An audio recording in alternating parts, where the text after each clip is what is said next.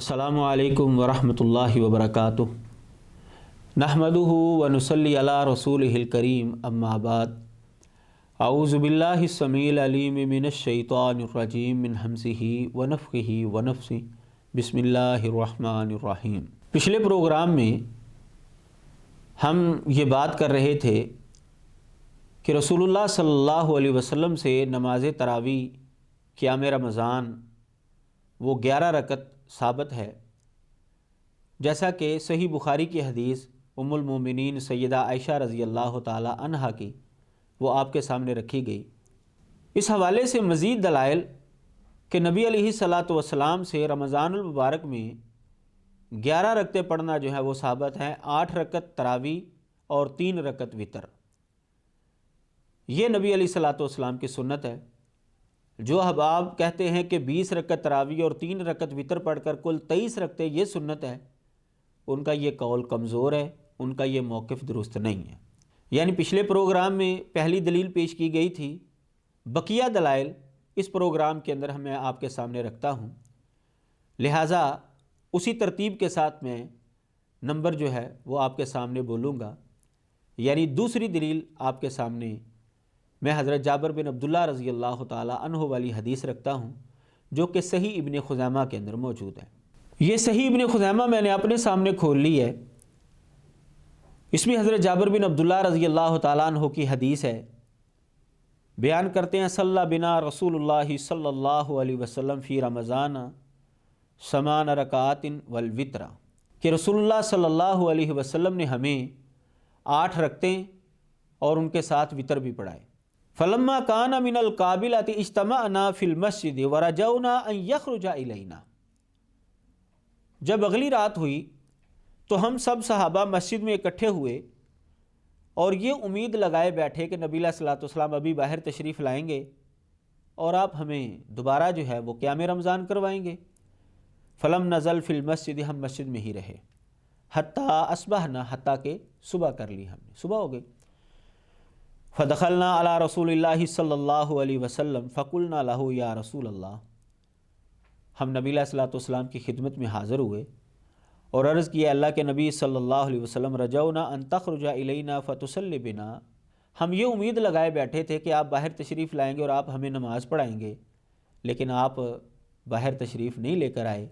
तो नबी सल्लल्लाहु अलैहि वसल्लम ने फरमाया, करिहतु अन युक्तब अलैकुमुल वित्र, मैंने ये नापसंद समझा कि कहीं तुम्हारे ऊपर जो है ये वितर यानी क़याम रमज़ान ये कहीं फ़र्ज़ ना हो जाए। तुम्हारा ज़ौक़ शौक़ देखा और मुझे ये ख़तरा लाहक हो गया कि कहीं अल्लाह तबारक व तआला इसको फ़र्ज़ ना कर दे, इसलिए मैं रात बाहर नहीं आया था। यह हदीस सही इब्न खुज़ैमा के अंदर मौजूद है और सही सनद के साथ मौजूद है। इस हदीस के अंदर वाज़ेह तौर पर यह बात मौजूद है कि रसूलुल्लाह सल्लल्लाहु अलैहि वसल्लम ने जब सहाबा को क़याम रमज़ान करवाया था यानी नमाज तरावी, तो वो 8 रकत था और उसके साथ आपने वितर भी पढ़ाए थे। तीसरी मरफू हदीस यानी तीसरी दलील हमारे मौक़िफ़ की सही इब्न हिब्बान के अंदर मौजूद है। ये सही इब्न हिब्बान जो है ये मैंने अपने सामने खोली है। यहाँ पर 2 जगह पर यह हदीस मौजूद है। हज़रत जाबिर बिन अब्दुल्लाह रज़ी अल्लाह ताला अन्हु ही हदीस के रावी हैं। बयान करते हैं, जा उबई इब्न काब इलन नबी सल्लल्लाहु अलैहि वसल्लम, कि हज़रत उबई बिन काब रज़ी अल्लाह ताला अन्हु रसूलुल्लाह सल्लल्लाहु अलैहि वसल्लम की खिदमत में हाज़िर हुए और उन्होंने अर्ज़ किया, अल्लाह के नबी सल्लल्लाहु अलैहि वसल्लम, इन्नहु काना मिन्नी अल्लैलता शैउन, रात को एक वाक़या हुआ है मेरे साथ, यानी फ़ी रमज़ान, यानी ये रमज़ान की रात की बात थी। काला व माज़ा का या उबई, नबी सल्लल्लाहु अलैहि वसल्लम ने पूछा, है उबई क्या है वो वाक़या, बताओ मुझे। उन्होंने अर्ज़ की, निस्वतुन फ़ी दारी कुलना इन्ना ला नक़रउल कुरान फ़नुसल्ली बिसलातिका, मेरे घर की ख़वातीन इकट्ठी हो गई और उन्होंने ये कहा कि हमें तो कुरान पढ़ना नहीं आता, तू हमें नमाज़ पढ़ा ए उबई, हम तेरे पीछे जो है वो इक्तदा करती हैं, हम तेरे पीछे नमाज़ पढ़ती हैं। काला फ़सल्लैतु बिहिन्ना, अल्लाह के नबी सल्लल्लाहु अलैहि वसल्लम, मैंने अपने घर की ख़वातीन को नमाज़ पढ़ाई, समानिया रकातिन सुम्मा अवतार, तो 8 रकतें, फिर मैंने वितर भी पढ़ाए।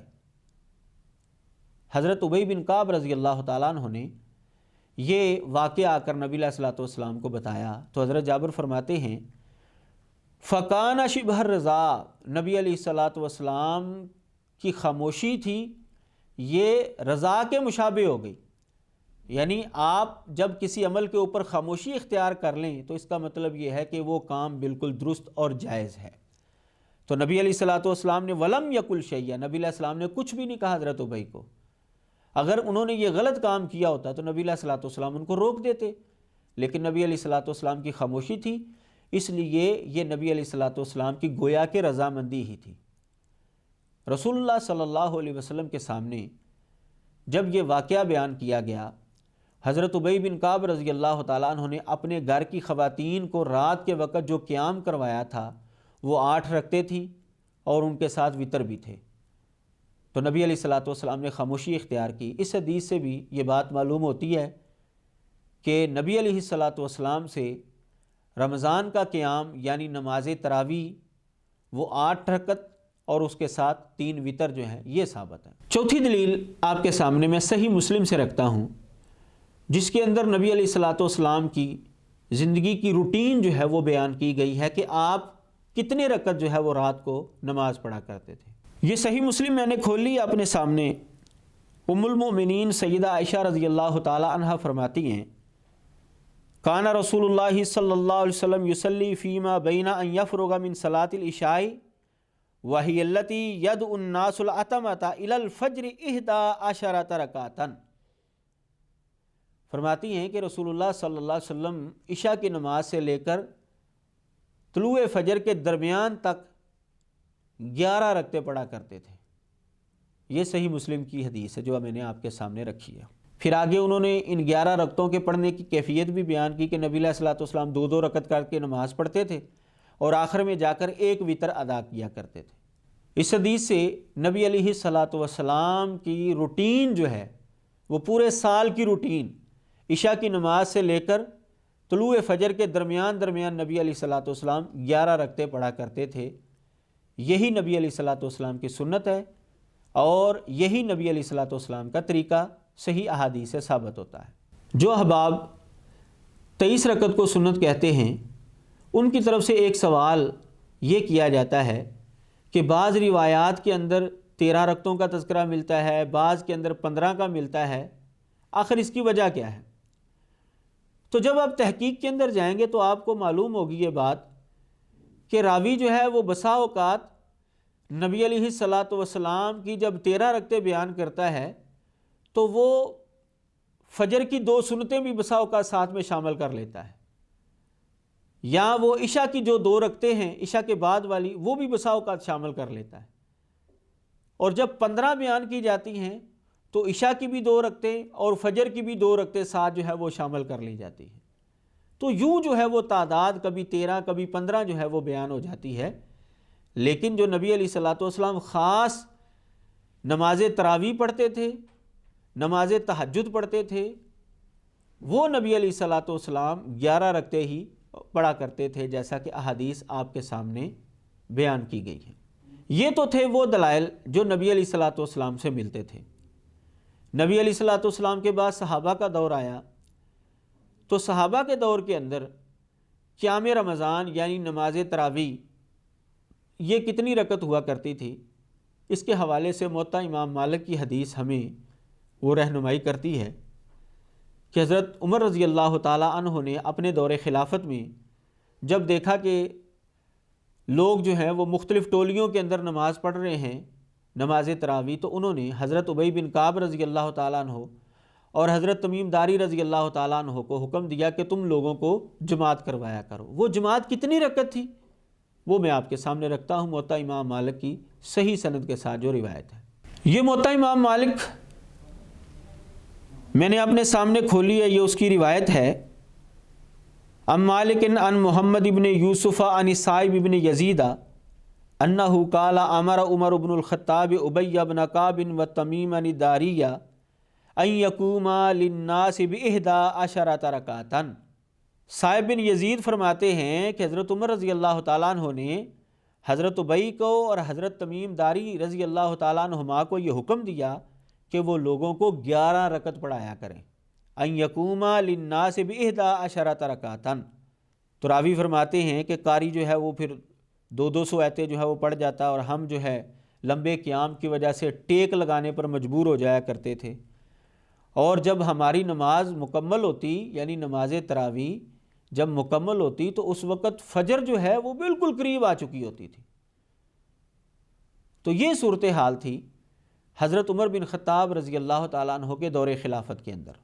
یہ موطا امام مالک کی حدیث آپ کے سامنے رکھی گئی ہے، جس کو علامہ نیموی حنفی نے اپنی کتاب آثار السنن کے اندر اس کی سند کو صحیح قرار دیا ہے، لہٰذا اگر کوئی اس کی سند کو ضعیف کہتا ہے تو اس کا قول جو ہے وہ درست نہیں ہے، کیونکہ محدثین نے اور علماء نے اس روایت کو صحیح قرار دیا ہے۔